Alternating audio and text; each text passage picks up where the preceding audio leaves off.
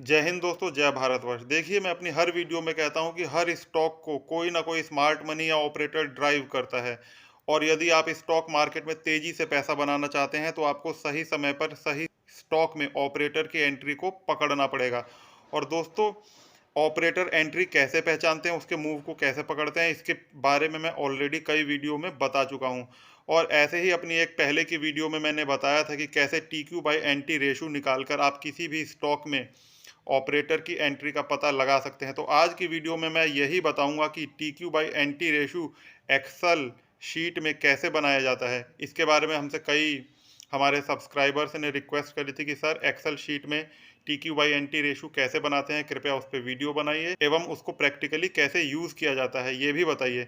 तो आज की वीडियो इसी टॉपिक पर होने वाली है दोस्तों। लेकिन उससे पहले जो हमारे नए सब्सक्राइबर्स जिन्होंने वो वीडियो नहीं देखा है कि T Q by N T ratio आखिर होता क्या है, वो काम कैसे करता है, उसके काम करने के पीछे की साइकोलॉजी क्या है, तो चलिए हम छोटी सी एक क्लिपिंग देख लेते हैं अपनी उस प्रीवियस वीडियो की जो मैंने उस समय बनाई थी, जिससे कि आपको इस टॉपिक को समझने में मदद मिलेगी। कि जब स्टॉक में वॉल्यूम कैंडल्स एवरेज लाइंस के ऊपर बनती हैं, तब तो आप उस स्टॉक में ऑपरेटर का पता लगा सकते हैं और ऑपरेटर एंट्री फाइंड आउट कर सकते हैं।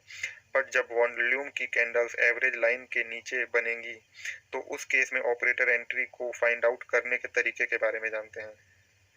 इस तरीके का नाम है दोस्तों total traded quantity upon number of trades का रेशो जानना। दोस्तों, ये टेक्निक जानने से पहले यह जानना जरूरी होगा कि ये काम कैसे करती है।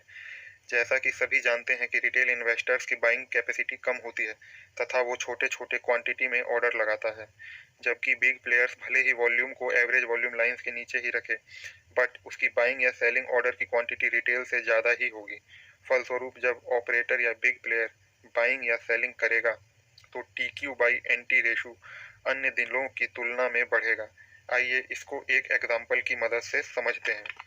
मान लीजिए कोई स्टॉक एक्स है और उसका पर डे एवरेज वॉल्यूम है 1000 शेयर, यानी उसमें रोज 1000 शेयर खरीदे या बेचे जाते हैं और उसमें प्रतिदिन नंबर ऑफ ट्रेड की संख्या रहती है 100। तो हमारा T Q upon N T ratio होगा 1000 upon 100 is equal to 10। But अगर एवरेज वॉल्यूम 1000 ही रहता है और नंबर ऑफ ट्रेड्स 70 यानी कि 70 रह जाते हैं तो T Q upon N T ratio होगा 14.28, जो कि इंडिकेट करता है कि शायद कोई बल्क ऑर्डर के द्वारा परचेजिंग या सेलिंग कर रहा है। इसके साथ साथ हम प्राइस की मूवमेंट से आसानी से पता कर सकते हैं कि स्टॉक किस दिशा में जाएगा। फ्रेंड्स, यहाँ हमें T Q upon N T ratio कम से कम 1 मंथ से लेकर 3 मंथ्स के बेसिस पर एवरेज निकालकर कंपैरिजन करना होगा। तो दोस्तों, इन 3 तरीकों की मदद से आप आसानी से ऑपरेटर एंट्री एंड एग्जिट का पता लगा सकते हैं। तो T Q by N T ratio आखिर क्या होता है, आई होप आपको ये वीडियो देखकर पूरी तरह समझ आ गया होगा। और अगर आप इस वीडियो को पूरा देखना चाहते हैं तो इसका लिंक मैंने ऊपर आई बटन में भी दे दिया है, आप वहां से जाके इस वीडियो को देख सकते हैं। और मैं डिस्क्रिप्शन बॉक्स के लिंक में भी इस वीडियो का लिंक पेस्ट कर दूंगा। आप वीडियो खत्म होने के बाद भी जाकर इस वीडियो को पूरा देख सकते हैं, जिसमें मैंने वो 3 तरीके बताए हैं जिससे कि आप किसी भी स्टॉक में ऑपरेटर की एंट्री और उसके मूवमेंट को पहचान सकते हैं। तो चलिए वीडियो में आगे बढ़ते हैं। तो दोस्तों, इन दोनों ही एग्जांपल्स में आपने देखा कि पर डे ट्रेड होने वाले शेयर्स की क्वांटिटी तो सेम थी, बस उसमें होने वाले नंबर ऑफ ट्रेड्स की क्वांटिटी बदल गई थी। पहले एग्जांपल में नंबर ऑफ ट्रेड्स 100 थे, जबकि दूसरे एग्जांपल में नंबर ऑफ ट्रेड्स 70 थे। दोस्तों, ऐसा क्यों होता है? जैसा कि हम सभी जानते हैं कि रिटेल इन्वेस्टर के पास पैसा थोड़ा होता है और स्मार्ट मनी के पास बहुत ज़्यादा पैसा होता है। तो रिटेल इन्वेस्टर क्या करते हैं कि वो छोटे छोटे ऑर्डर लगाते हैं जैसे उनकी बाइंग कैपेसिटी हो गया। मान लीजिए अगर 1 लाख शेयर हैं और उसमें रिटेल इन्वेस्टर्स को खरीदारी करनी है, तो 1 लाख शेयर्स अगर ट्रेड हो रहे हैं पर डे वॉल्यूम में, तो रिटेल इन्वेस्टर उसमें बल्क खरीदारी नहीं कर सकते। मान लीजिए बहुत सारे रिटेल इन्वेस्टर हैं, 1 लाख शेयर्स हैं और 5,000 रिटेल इन्वेस्टर हैं। तो कोई उसमें से 1 लाख शेयर्स में से कोई 1,000 शेयर खरीदेगा, कोई 500 शेयर खरीदेगा, कोई 300 शेयर खरीदेगा, कोई 250 शेयर खरीदेगा, पर डे ट्रेडिंग होने वाले शेयरों में। वहीं अगर स्मार्ट मनी की बात करी जाए तो वो क्या करेगा, उसके पास चूंकि पैसा ज़्यादा है तो वो एक बल्क में आइसबर्ग ऑर्डर लगा देगा या फिर एक बल्क में बकेट ऑर्डर लगा सकता है। मान लीजिए ऑपरेटर ने 10,000 शेयर्स का एक बल्क ऑर्डर लगाया और उस ऑर्डर को फिल करने के लिए रिटेलर्स छोटे छोटे ट्रेड में उसको सेलिंग कर रहे हैं, छोटे छोटे ट्रेड्स में सेल करके उसको फिल कर रहे हैं, छोटे छोटे ट्रेड्स में सेल करके फिल कर रहे हैं। तो चूंकि वहाँ 10,000 शेयर्स का एक बल्क बाइंग ऑर्डर था, तो वो ट्रांजैक्शन नंबर ऑफ ट्रेड्स वहां पर 1 काउंट होगा। चूंकि ऑपरेटर भी भरसक कोशिश करता है कि वो अपने सेलिंग या बाइंग के वॉल्यूम को कंट्रोल में रखे, पर चूंकि वो बहुत ज़्यादा छोटे ऑर्डर नहीं लगा सकता, तो उसके ऑर्डर बल्क में होते हैं, फिर भी आइसबर्ग ऑर्डर के थ्रू होते हैं, तो इसलिए यहाँ पर नंबर ऑफ ट्रेड्स की संख्या घट जाती है, और जबकि ट्रेडेड होने वाले शेयर्स के वॉल्यूम जो है उतना ही रह जाता है। तो इसी वजह से T Q upon N T ratio में डिफरेंस आता है। तो दोस्तों यहाँ पे ध्यान देने वाली बात ये है कि जब T Q upon N T ratio कम होगा, तो इसका मतलब है कि वहाँ पर रिटेलर्स सेलिंग या बाइंग में पार्टिसिपेट कर रहे हैं, और अदर डेज की कंपैरिजन में अगर T Q upon N T ratio बढ़ेगा, तो मतलब ये है कि वहाँ पर कोई ना कोई बिग प्लेयर अपनी पोजीशन बना रहा है। फॉर एग्जांपल अगर सेलिंग हो रही है, और सेलिंग के साथ T Q upon N T ratio जो है एवरेज की, अगर उसका एवरेज निकालने के बाद अन्य दिनों की तुलना में T Q upon N T ratio घट रहा है या उतना ही है जितना और दिनों की तुलना में, तो उसमें किसी भी बड़े प्लेयर का इंटरेस्ट नहीं है। वो बाइंग और सेलिंग मोस्ट प्रोबेबली रिटेलर्स द्वारा ट्रिगर है। इसी तरह से अगर स्टॉक गिर रहा है और स्टॉक के गिरने के साथ T Q upon N T ratio भी बढ़ रहा है और दिनों की तुलना में, तो यहाँ पर बहुत ज़्यादा संभावना है कि कोई ना कोई बिग प्लेयर यहाँ पे सेलिंग कर रहा है। इसी तरह से अगर T Q upon N T ratio बढ़ रहा है और उसके साथ साथ शेयर का प्राइस भी बढ़ रहा है, तो बहुत ज़्यादा संभावना इस बात की है कि ये जो शेयर का प्राइस बढ़ रहा है उसके पीछे कोई ना कोई स्मार्ट मनी है और वो वहाँ पर खरीदारी कर रहा है। इसी तरह से अगर रेंज में दोस्तों कोई शेयर ट्रेड कर रहा है, किसी चैनल में फंसा हुआ है और वहाँ पे T Q upon N T ratio बढ़ रहा है, तो वहाँ पर हम कुछ भी कंक्लूड नहीं कर सकते कि वहाँ पे बाइंग हो रही है या सेलिंग हो रही है। हाँ, बस हम इतना अंदाजा लगा सकते हैं कि T Q upon N T ratio बढ़ने की वजह से यहाँ पर कोई ना कोई बिग प्लेयर अपनी पोजिशन बना रहा है, और जिस भी दिशा में फिर वो शेयर ब्रेकडाउन या ब्रेकआउट देगा, तो हो सकता है कि बिग प्लेयर की पोजीशन उसी दिशा में हो। तो जब शेयर रेंज में फंसा होता है, तो T Q upon N T ratio का बढ़ना हमें ये इंडिकेट करता है कि यहाँ पर कोई ना कोई बाइंग या सेलिंग की एक्टिविटी हो रही है चुपके चुपके ऑपरेटर द्वारा।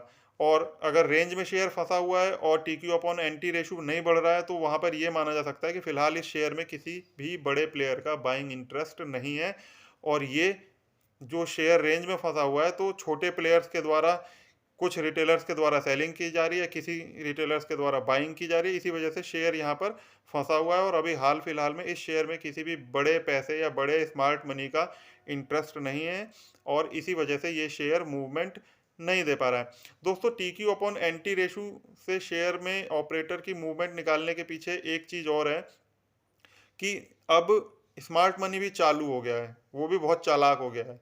वो भी जानता है कि भाई अब बहुत सारा टेक्निकल एनालिसिस का कॉन्सेप्ट यूट्यूब पे या और जगह या कोर्सेज के थ्रू अवेलेबल है, और अधिकतर जो अब हमारे रिटेल निवेशक हैं वो अवेयर हो गए हैं, टेक्निकल एनालिसिस सीख रहे हैं, वॉल्यूम एनालिसिस करना सीख रहे हैं।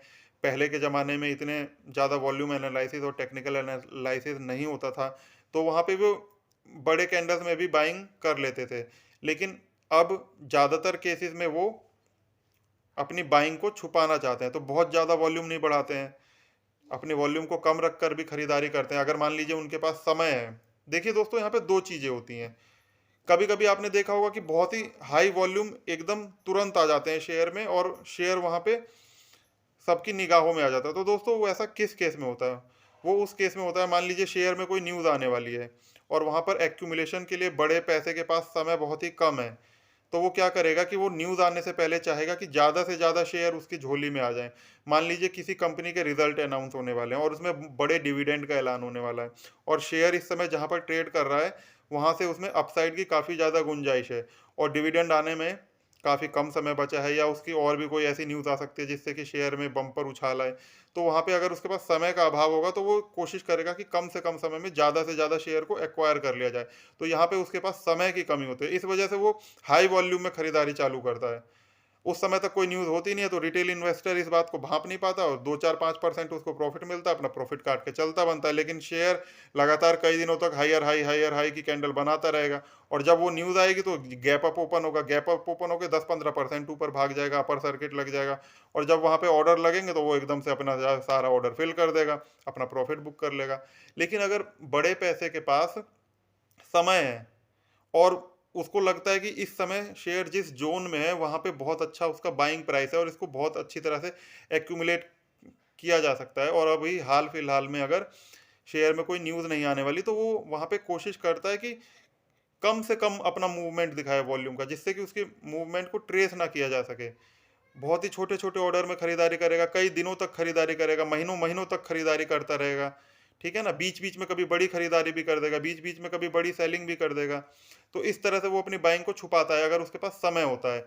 और जब वो अपनी फुल कैपेसिटी के हिसाब से शेयर्स एक्वायर कर लेता है, उसके बाद वो जो है फिर उस शेयर को नीचे गिराना चालू कर देता है अपनी पोजीशन के हिसाब से, या अगर उसकी पोजीशन बाइंग में है तो बढ़ाना चालू कर देता है।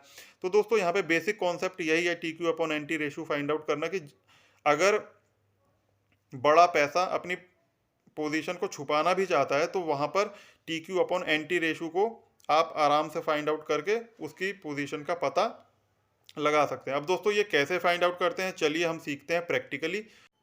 तो T Q by N T ratio पता करने के लिए सबसे पहले आपको गूगल पे जाना है और वहाँ पर NSE इंडिया टाइप करना है। उसके बाद आपके सामने इस तरह का पेज खुलकर आ जाएगा। वहाँ पर आपको सबसे ऊपर क्लिक कर लेना है NSE इंडिया की साइट पे, जो आपको ले जाएगी NSE इंडिया के साइट पे। यहाँ पर आपको सबसे ऊपर में जो ये 3 बार्स दिख रहे हैं, यहाँ पर क्लिक करना है। जब आप यहाँ पर दोस्तों क्लिक करेंगे तो आपके सामने इस तरह का पेज खुलकर आ जाएगा। यहाँ पर आपको क्लिक करना है डेली मार्केट रिपोर्ट्स में। जब आप इस पर क्लिक करेंगे तो आपको जाना है हिस्टोरिकल रिपोर्ट्स में। हिस्टोरिकल रिपोर्ट्स में आप क्लिक करेंगे तो आपको जाना है सिक्योरिटी वाइज आर्चिव्स में।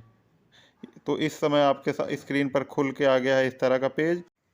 तो चलिए इसको थोड़ा सा जूम कर लेते हैं और यहाँ पर एंटर सिंबल में हमें जिस भी स्टॉक का डिलीवरी परसेंटेज का डाटा डाउनलोड करना होगा उसका हम यहाँ पर नाम लिख देते हैं। तो हम यहाँ पर टाटा स्टील का डिलीवरी परसेंटेज डाटा डाउनलोड कर लेते हैं। तो हम एंटर सिंबल में टाटा स्टील लिख देते हैं और यहाँ पे पीरियड में हमें जितने भी दिनों का डाटा डाउनलोड करना होता है वो सेलेक्ट कर लेते हैं। तो हम यहाँ पर पिछले 1 महीने का डाटा हम डाउनलोड कर लेते हैं और इसके बाद हम गेट डाटा पे क्लिक करते हैं और यहाँ पर डाटा डाउनलोड हो जाएगा। और यहाँ पर हम डाउनलोड का भी ऑप्शन हमें यहाँ पर मिल रहा है, तो यहाँ से हम डाउनलोड कर लेते हैं और ये फ़ाइल डाउनलोड हो रही है और फाइल डाउनलोड हो चुकी है। अब इस फाइल को हमने एक्सेल शीट में ओपन कर लिया है। तो चलिए मैंने आपको इसको थोड़ा जूम करके दिखा दिया है। यहाँ पर सीरीज़ है, सीरीज़ में इक्विटी लिखा हुआ है। यहाँ पर डेट का कॉलम भी है जिसमें डेट डली हुई है। एक कॉलम डी है जिसमें प्रीवियस क्लोजिंग दी हुई है कि प्रीवियस डे स्टॉक किस क्लोजिंग प्राइस पे क्लोज हुआ था।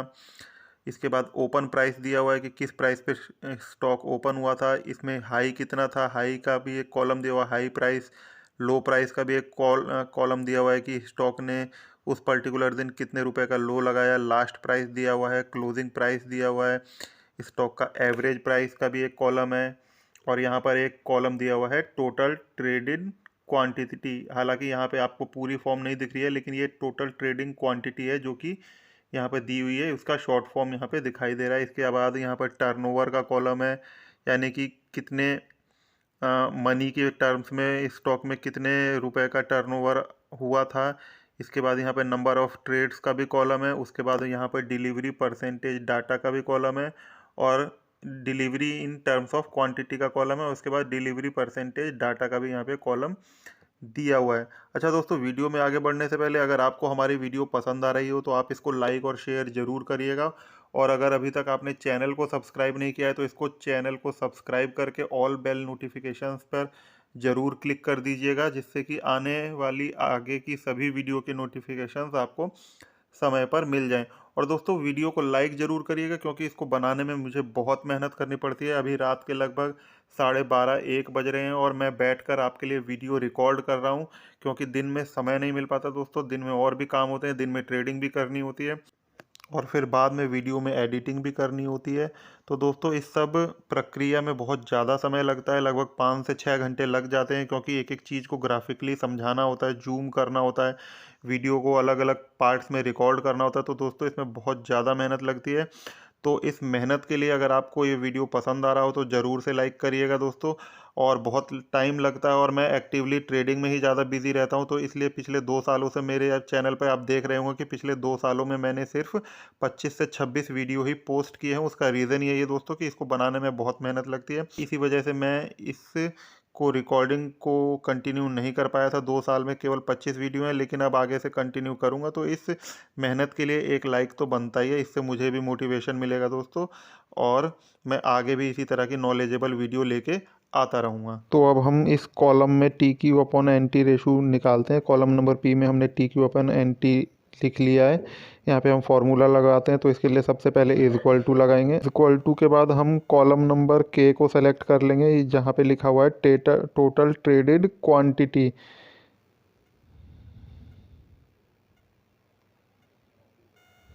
इसके बाद आपको कॉलम नंबर के सेलेक्ट करना है, यानी कि टोटल ट्रेडेड क्वांटिटी, और उसके बाद ऑब्लिक का यानी कि ऑब्लिक का साइन लगा के कॉलम नंबर एम यानी कि नंबर ऑफ ट्रेड्स यानी कि K1 अपॉन M1। तो लेकिन यहाँ पे हमने फॉर्मूला सेल नंबर 2 में लगाया है, तो इसलिए हम यहाँ पर सेलेक्ट करेंगे K2 अपॉन M2। तो इज इक्वल टू टाइप करने के बाद हमने K2 सेलेक्ट कर लिया है, और अब स्लैश लगा के हम यहाँ पर M2 सेलेक्ट कर लेते हैं, और इसके आगे ये इज इक्वल टू गलती से दब गया है, तो हम इसको डिलीट कर देते हैं। तो यहाँ पर T Q upon N T की वैल्यू आ चुकी है। चलिए मैं आपको जूम करके दिखा देता हूँ। तो हम यहाँ से इस सेल को कॉर्नर से पकड़ के नीचे तक ड्रैग कर देंगे, जिससे कि सभी सेल्स के लिए ये सेम फार्मूला कॉपी हो जाएगा, और हर कॉलम के लिए T Q upon N T की वैल्यू ऑटोमेटिकली कैलकुलेट हो जाएगी। तो आप देख सकते हैं कि सभी सेल्स के लिए corresponding T Q upon N T की वैल्यू जो है सेलेक्ट हो चुकी है। अब हम इन सभी वैल्यूज़ की एवरेज वैल्यू निकाल लेंगे। तो यहाँ पे हम एवरेज लिख लेते हैं, और यहाँ पे दोस्तों हमारे पास लगभग 22 दिनों का डाटा है, क्योंकि हमने 1 महीने का डिलीवरी परसेंटेज का डाटा सेलेक्ट किया था। तो यहाँ पे हम फिर से फार्मूला लगाते हैं। तो फार्मूला के लिए हम जो है यहाँ पे फार्मूला बार में जाते हैं और एवरेज लिखते हैं। यहाँ पे हमने इक्वल टू एवरेज लिखा, और सेल हमने सेलेक्ट कर ली P2 से लेके P23 तक। तो यहाँ पे जो हमारा फार्मूला होगा वो होगा इज इक्वल टू एवरेज, फिर हम बार P2 और कॉलन P23। तो आपके सामने ये एवरेज की वैल्यू आ चुकी है, जो कि लगभग 252 आ रही है। यानी कि पिछले 22 दिनों में जो हमारा average T Q upon N T ratio निकल कर आया है वो है 252। यानी कि 252 ये सभी 22 दिनों का average T Q upon N T ratio का डाटा है। तो हम यहाँ पे लिख लेते हैं एवरेज ऑफ 22 डेज़, और उसके बाद हम इस शीट को जूम करके T Q upon N T ratio को एनालाइज करने की कोशिश करेंगे। तो दोस्तों यहाँ पे इस शीट में आप क्लियरली देख सकते हैं कि यहाँ पे T Q upon N T ratio है 275, और उसके करस्पॉन्डिंग प्राइस है, एवरेज प्राइस जो हमारा है 110 रुपये 86 पैसे, और उसके नीचे यहाँ पे 288 रुपये है T Q upon N T ratio. उसके करस्पॉन्डिंग है 111 रुपये 47 पैसे का प्राइस उस दिन एवरेज। इसके बाद यहाँ पे 285 रुपये है T Q upon N T ratio, और इसके करस्पॉन्डिंग एवरेज प्राइस है 110 रुपये 78 पैसे। यहाँ पे 279 रुपये, और उसके अकॉर्डिंग प्राइस है 110 रुपये 95 पैसे। उसके बाद यहाँ पे 314, उसके बाद यहाँ पे 271, उसके बाद यहाँ पे 301, और उसके बाद यहाँ पे 297, और उसके बाद यहाँ पे लास्ट में 312। और लास्ट में जब 312 T Q upon N T ratio उसके अकॉर्डिंग यहाँ पे एवरेज प्राइस है 116 रुपये, और जब T Q upon N T ratio 297 था तो उसके सामने यहाँ पे प्राइस था एवरेज प्राइस 117 रुपये, और जब 301 था तो एवरेज प्राइस था हमारा 110 रुपये 83 पैसे। तो दोस्तों आप यहाँ पे क्लियरली देख सकते हैं कि पिछले 1 महीने में प्राइस हमारा 111 रुपये से लेके 119 रुपये तक आ गया था, और फ्लक्चुएट होके इस समय 116 रुपये पे चल रहा है। और महीने में लगभग कम से कम 8 से 9 दिन ऐसे थे जिस दिन T Q upon N T ratio 250 2 से ऊपर था। अब दोस्तों इस डाटा को देख के तो यहाँ पे क्लियर पता चल रहा है कि जब जब T Q upon N T ratio शुरू में कुछ दिन 110 से 112 रुपये के आसपास रहा प्राइस, तो T Q upon N T ratio बीच में कुछ कुछ दिन बढ़ा था और लास्ट में महीना ख़त्म होते होते अब T Q upon N T ratio 312 297 के आसपास चल रहा है। तो प्राइस हमारा 117 से 119 के रेंज में घूम रहा है। तो इस डाटा से तो हमें क्लियरली ये पता चल रहा है कि T Q upon N T ratio के साथ साथ प्राइस बढ़ रहा है। लेकिन जिस पर्टिकुलर दिन ये T Q upon N T ratio बढ़ा है उसके अकॉर्डिंग क्रॉस डेट में आपको चार्ट पे जाके भी इस डाटा को वेरीफाई करना होगा कि भाई जिस दिन T Q upon N T ratio 312 है या 297 है या 301 है या 314 है या 279 है 285 है, तो उस दिन उस डेट में प्राइस ने किस तरह की मूवमेंट दी थी। तो ये डाटा, इस डाटा को आपको चार्ट के साथ क्रॉस मैच करना है और क्रॉस वेरीफाई करना है।